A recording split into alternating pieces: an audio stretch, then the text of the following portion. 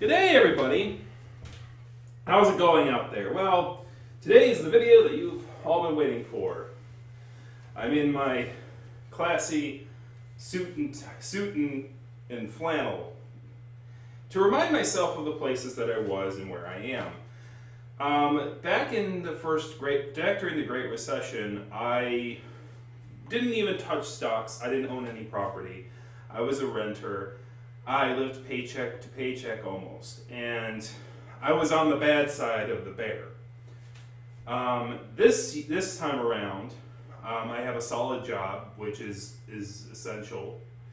I have a house, and I have equities, right, and things like that. And I've finally gotten established on my feet, so that this sort of situation comes around, and you realize how much power that somebody in a position where they have financially established themselves has over people who are living on the other side of that, on the other side of the bear. I have learned a lot, and as I've gone over, I've learned how the stock market actually works. And because I've learned how the stock market actually works, during the last 3 months, my portfolio, my small little trading account, which I was experimenting with, went up by about 20%, which is crazy. But the fact that it's consistent, right? I'm doing a method that is consistent and it's consistently getting me gains, shows that it is. Now, as a scientist, I have to wait a few years of using this method before I present it to people ethically to see if it actually turns out that it is a consistent method that you can utilize on a constant basis. But the fact of the matter is that the foundational concept of what the stock market is versus what I thought it was is very important. The stock market is merely a multiverse of multiple tickers, and each stock ticker is its own universe. Some universes are having a good time of it, some of them are having a bad time of it. Some of them have a good reputation, some of them have a bad reputation, some of them are in sectors that are doing really well, some of them are in sectors that are doing really bad. People determine what they believe the price of those things should be, and we try to buy them for cheap and sell them at a profit, right? When they sell them when they think they're overblown and overhyped. In other words, it basically has little to nothing to do with the business itself. The fact of the matter, and one of the proofs of that, is the concept called a pump and dump. Now, a pump and dump is an illegal state activity, I will highlight that right now, where an individual, an unscrupulous trader, buys into some dollar stock somewhere. Let's say they buy a JCPenney, right? They buy a JCPenney for like they buy like 1,000 shares of JCPenney or something. And then they go around spamming, hey, you want to buy JCPenney? Hey, you want to buy JCPenney? And when they do that, right, they say, hey, they claim to have insider information, or they claim that a big announcement's coming up and you want to get in on this deal. So they convince people to buy the stock, right? They convince other people to buy the stock after they've already bought in. And what happens is that when other people buy that stock, it causes it to pump. It causes it to go up, right? And then when the person, this is the unscrupulous trader, goes, well, looks like they fell for it. Sell, sell, sell, sell, sell, sell, sell, sell, sell. Basically flattening the curve, right? The people buy in, cause the stock to go up. The pumpers dump, and they buy, they make profit, while the people who they scammed into buying the thing lose out. That, in and of itself, that concept, that ability to do that during trading shows that the stock prices are really not dictated by earnings and business accounts and things like that. They can have an effect on people's perception of the stock, which can cause the prices to go up and down from trading. But the core essence of the stock is how much are people willing to pay for it. And as wealth continues to accumulate and amass, it gets the line becomes further and further away, and things become more expensive, right? Even greater than inflation, right? Which is why it's harder and harder for people to get a piece of that sweet, sweet pie. And as talked about in the previous video, when the fruits of the labor stay up in the top of the tree too long, the tree becomes too top heavy. And when it becomes too top heavy, then people on the bottom get frustrated, and when they get frustrated, they become violent. And that violence can come out in a variety of ways.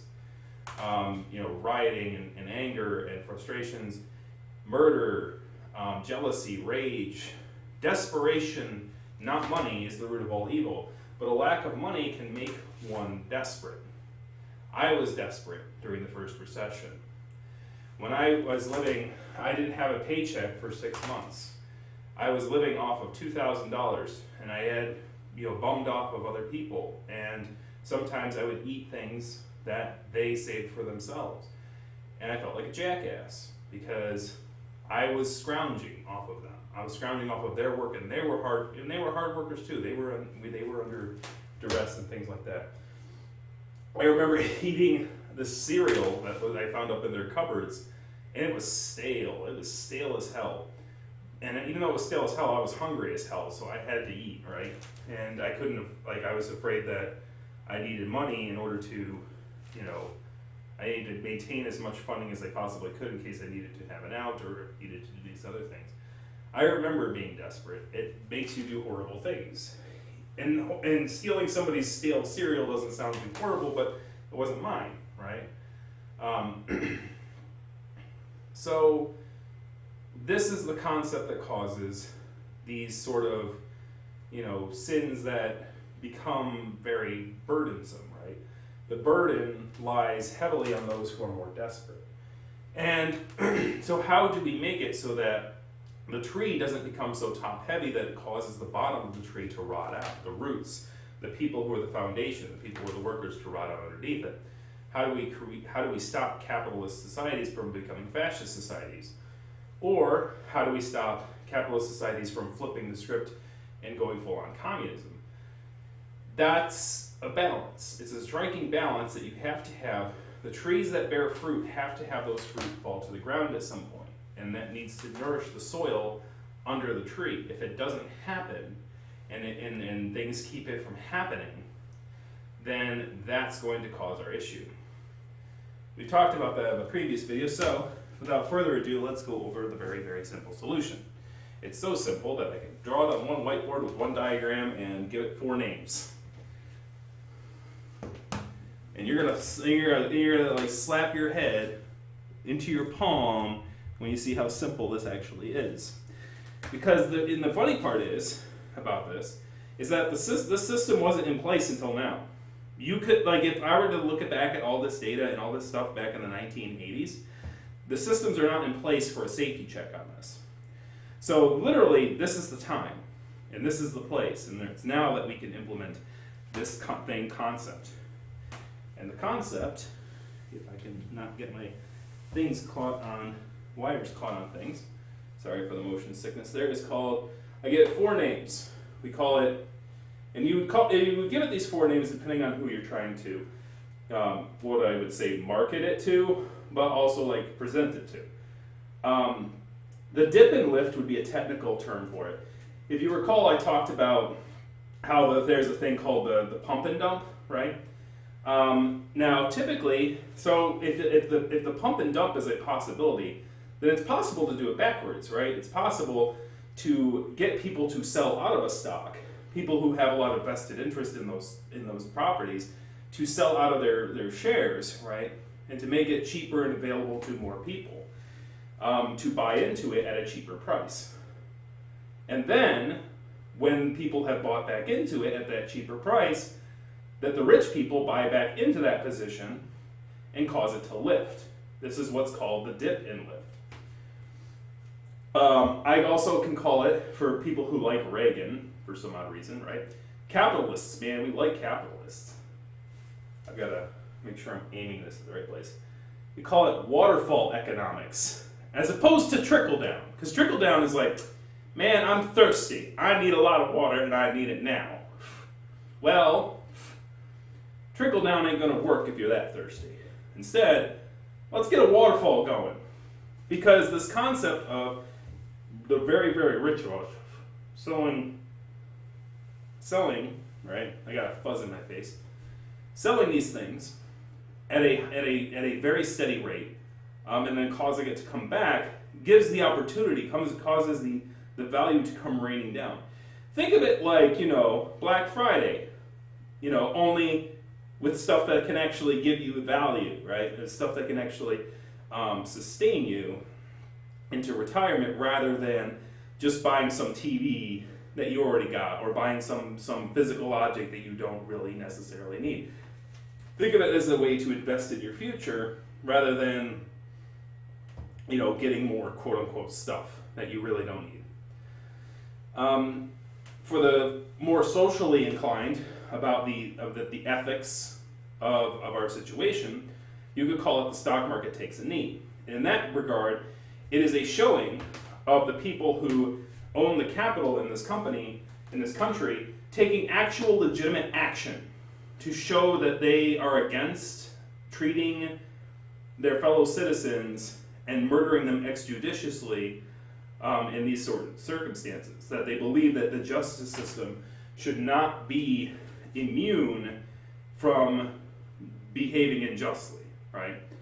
And if there are people in the 1% who do believe that human beings should be treated humanly, this is their opportunity to show the government that no, we do not comply and we do not believe that this is a big deal.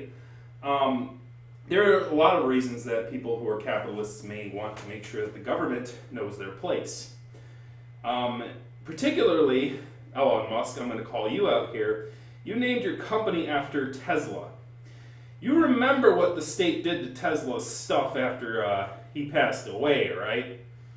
I'm just saying, you named your company after a man who had the government raid his stuff, right? After he had basically passed on. And I wouldn't be surprised if some of that technology that they didn't want getting into the wrong hands ended up being used against peaceful protesters in America just this past few weeks, right? Just think about it for a second. You're making all this technology for us, and that's cool and all, but how are you going to control it after you're dead? Is the state going to get control of it? How can we trust the state, right, to do the right thing and not to look out for its own interests over the people's, over your customers? Just something to think about. The fourth name we're giving it is called the Grand Jubilee. Now, that sounds very... I like that name personally. I love it, and I will always call it the Grand Jubilee. Mostly because this ain't my idea, y'all. What? No. See, I come up with the concept here, and I come up with the things using the tools, but this concept of having capitalists redistribute their wealth to the poor is actually not a new concept in ethical government. It actually comes from, and you're going to be shocked to hear this, that book that Donald Trump held up in front of that church that didn't even bother reading. See, the Jubilee is the Bible's way of saying, here's how you redistribute the wealth to the poor, right? That I think it was like every 7 to 50 years, I can't remember like the details. There's there's biblical scholars who argue over what the details were. But basically the concept was, you'd free your slaves. You shouldn't have had slaves to begin with, but I'm going to let it pass because history, okay? I think we get a little bit better of it. None of y'all should be owning slaves, so that should not even be a thing. But basically, you would give the poor property rights over the places that they lived in. You would basically distribute the wealth and the thing to the people who basically you were like, hey, you lived your life, you did great things. Here's this wealth, pass it on to your children, right? That's the concept of the Grand Jubilee. And we have a system in place that we can safely pass wealth on to one person or the other. However, I need to test drive this thing. We need to test drive this thing, but it's going to be a little bit scary. But hold on a second. Hold on to your horse. Hold on to your butt. So the best thing I can do with this is show you it in the sense of we have the police state chasing down the bandit or the Grand Jubilee, and not the General Lee, right? We call it the Grand Jubilee now. Okay. if you want to call it the General Lee, okay, whatever. But I'm going to call it the Grand Jubilee. Okay. So you have the police state, and they're chasing the Grand Jubilee, right? So on July 2nd, the day that the markets are open before the 4th of July, because you know what? Why not do it on the 4th of July? Let's let capitalists declare their independence from the government and show that they stand with the people. Why not do that? Because, hey, it's there, let's do it. All right, let's make that jump. And plus there's some other religious symbology to it, which I'll get to in a moment. So the police state is chasing the Grand Jubilee, right? On July 2nd, all of a sudden, the 1% just sells all of its equities. Sell all your equities, buddy. Just do it. Just bring it down, baby. Just sell. I don't care what you're doing, you sell. You sell everything. You sell it all. You sell everything. Just sell, sell, sell, sell, sell. Make it bear. Make that bear roar. Make that bear roar. And you sell, sell, sell, sell, sell. You sell as fast and you sell as hard as you can to bring it down to negative 20%. At that point, the stock market will break. You will break the stock market beneath your feet, you crazy 1%ers. And the stock market will stop trading for the day. What will end up happening is that the stock markets will close. And it'll happen on the 3rd and the 4th and the 5th. Well, on the 5th is when the stock market reopens, right? So the 2nd, the 3rd, the 4th, actually I think it opens on the 6th this year, is it? If that's the case, I gotta make a correction really quick. Hold on a second. I think it opens on the 6th this year. Hold on. It is the 6th. I'm an idiot. Technical difficulties. We do it live. The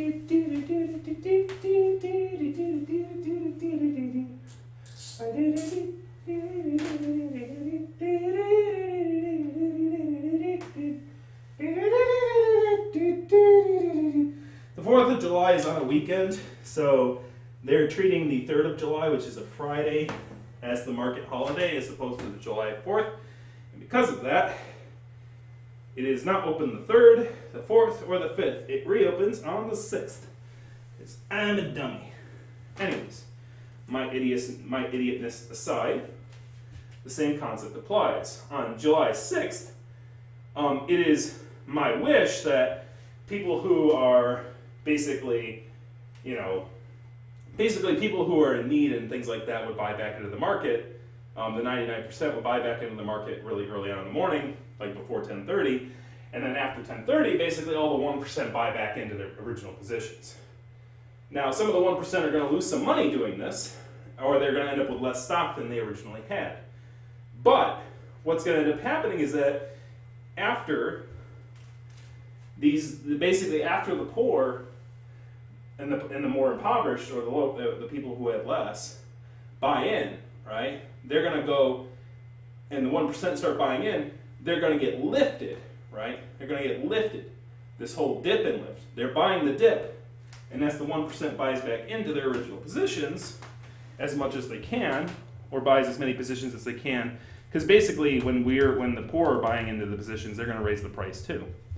And basically, that's going to cause a dip, and it's going to cause a lift, right? And as it lifts, the people who bought in early on in that day are going to get lifted with it. And at the end of the day, the wealth is redistributed. Now, it's not a perfect system. This is only a test. This would be a test, and if it succeeds, then we can do things with this system that can help promote,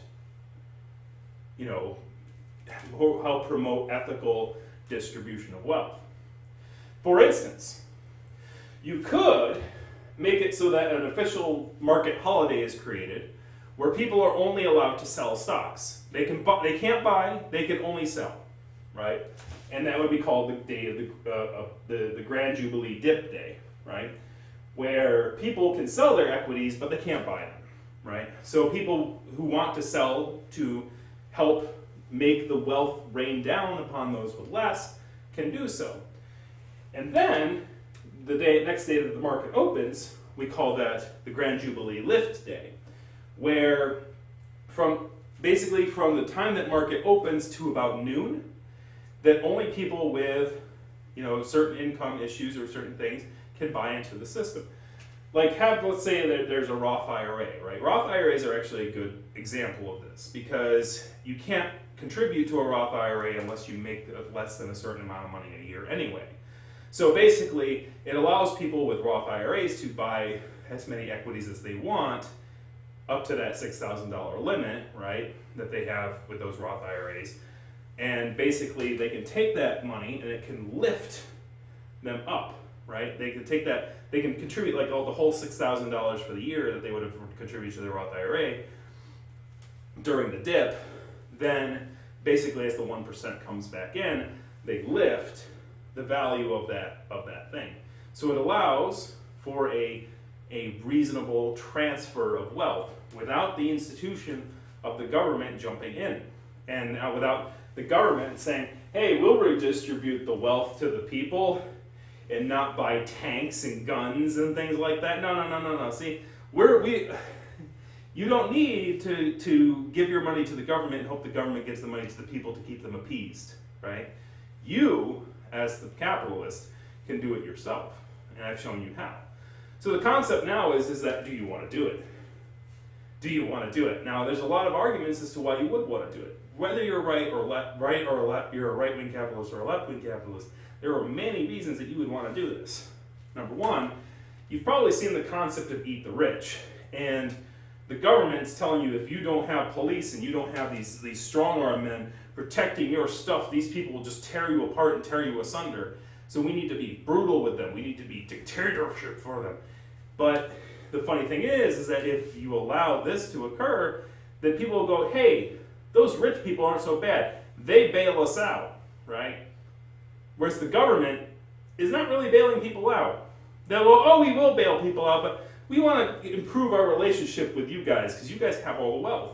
And if we improve the relationship with the people with the wealth, we could buy more tanks and guns and bombs and smoke grenades, right?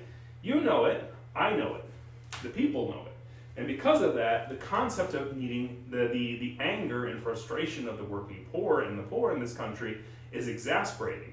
And yes, sometimes they get in a crossfire where they're like, well, if the blacks would just be nice, or if the whites would just be nice, if the poor whites would just be nice, if the poor blacks would just be nice, then maybe maybe it's them that's a problem, right? And you can get them to sick on each other, but it's not working anymore.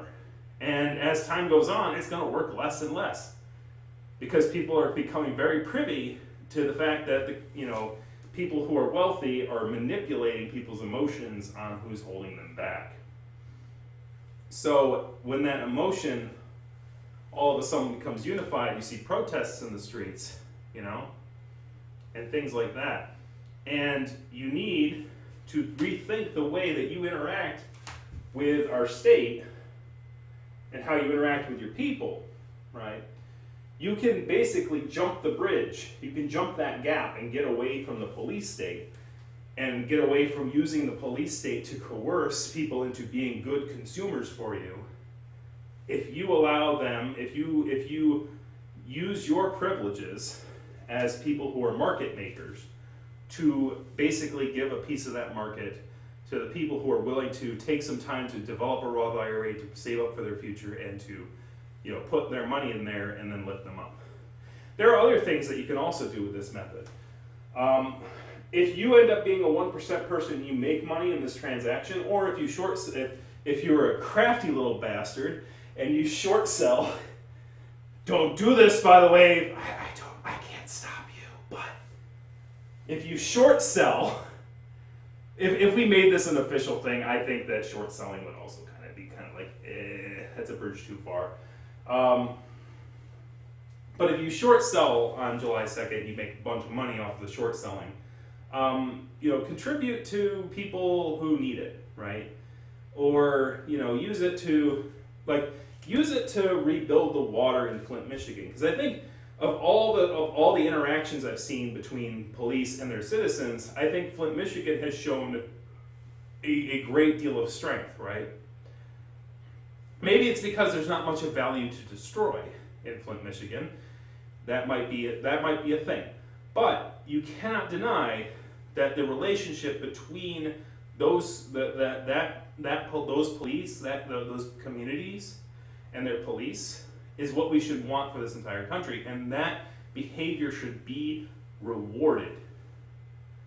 And if we show that we reward that sort of good behavior instead of just punishing bad behavior, maybe we'll see people who are like, you know what, I'm going to work my ass off for my community, right? You're going to see people be a lot more engaged. You're going to see people be a lot more peaceful in their interactions with one another. And you're going to see the police be a lot more peaceful in their interactions because it affects them too. It would impact them too. Because we would look at examples of criminality and we wouldn't even talk about where the crime occurred. We would be talking about who instigated the crime and where that person came from, right? That's the whole thing. You can create better systems using this than using what we currently got. What do you got to lose? Well, you got a lot of money you could lose, technically. But the funny thing is that if you're selling, you're not really losing money. Unless you like sell down up to 20%. The closer that's why you got to do it fast now. That's why you got to do it fast. Because if you don't do it fast, you're going to sell at the negative 20%, right? And you're going to lose the most, right? So you need to sell it fast. You need to sell hard. You need to sell fast, right? There might be some people who are saying, well, now you're politicizing the markets. And it's like, well, people are free to trade for whatever reason they want to. The stock market is not something, it's something that you can trade with if not. If you don't want to trade this, then just stand your ground. Because eventually it's just going to recover anyway. So just don't do anything. That's my advice. Just don't do anything. But if you're a greedy SOB and you really disagree with this thing, you're going to chicken out early, aren't you? You're going to chicken out early. You're gonna go like, oh gosh, July 1st, I gotta pull out. I gotta get out of here, man. I gotta take my money and run, right? But the concept is, to people who really want to send a message, do not sell until July 2nd. Do not sell. Do not blink. Do not move. Do not sell until July 2nd. If you sell on July 1st, then you're a little scuzz bucket, aren't you? Yeah, a little scuzz bucket. It's like a big game of chicken. It's like, I'm out of here, man. Get me out. Right? But here's the thing. If you, and by the way, if you do sell out early on July 1st, guess what you're doing? You're making it worse. You're making the signal worse for the president and the government. So I guess I can't stop you from running. I can't stop you from doing it. If it makes you feel comfortable, go right ahead. But I think that if you're going to want to trigger the circuit breaker without having any other major losses, I would think that you would want to wait until July 2nd. I'm just saying. So, anyways, the Grand Jubilee. And the funny thing is that, as I said, the system here puts a safety on old Betsy. The markets will stop selling at negative 20%. Now, it'll stop selling it, as we talked about in an earlier video, it'll stop at negative 3, negative 13, or negative 7, negative 13, and negative 20 will be the final stop point. So, yeah, tell me what you think about that. And it might seem a little bit crazy, it might seem a little bit weird, but we do need a miracle right now. We need a Hail Mary for this thing, and I think bringing back the concept of the Jubilee as a market tool to help the people who have the most in this country reach out to the people on the bottom and reward good behavior and reward stewardship of their communities and of their people who have stewardship over their finances, over their communities. I think that whether they're black or white, I think that will start to move our country in the direction of healing that we need to do from the capitalistic perspective. The concept that this comes from a religious text and at the same time is capitalistic, I think will help finally shove Donald Trump away from his final two pillars that he is relying on in order to protect his own ego and his own self-interest, and that is the capitalists and the religious. Because this, if this succeeds, will show his utmost failure in all regards of human life, of human decency, of human growth and concept and love. And it'll show his failure in understanding the markets and understanding the tools that they have to protect themselves from their own fate against the police state. Because to the 1%ers, if you don't think Donald Trump is going to try to make people like Donald Trump and people in the state who love to take your efforts and successes and make it their own, right? And to say that they're the heroes because they're the ones looking out for the poor and not you, you're just looking out for your own greedy self. This is your opportunity to prove them wrong and to make it so that the government, right, realizes that they are manipulative of the rich just as much as they are the poor, right? They're the ones that keep the people wanting to have unquestionable loyalty to them. And that through this, you can anonymously turn the tables and state that the rich do care about the poor, and we're no longer going to be, funneling our money into the government or into the police for our protection, because we're no longer afraid of the people as much as we're afraid of the state. And if that's the case, then I assure you and I highlight that, please consider taking this grand jubilee. Please consider selling all your equities and changing them into cash temporarily on July 2nd, and then buy back in after the morning on July 6th, so that we can test this system and see if it works. If it does work, then I will do what I can to help people in government, or even run for it myself, under a new party called the Reformationists. And we will look into creating a system under which we can create this Jubilee, which will allow the poor and impoverished of our nation to gather ownership and to gain ownership of and stewardship of their own communities, using the wealth that has been earned and sacrificed for generations to come, and for people who are working in these systems. Something to take into consideration. If not, then I tried. All right. And I guess I'll just keep keeping on and earn a lot of money, and then when I get a lot of money, I'll make those decisions myself. Don't make me do that, please. Let's make it so that I have a country that I'll be proud of and will work for, rather than feeling like a hollow husk of a person in a suit, right? Thank you very much for watching, and we will see you again in the future. Thank you.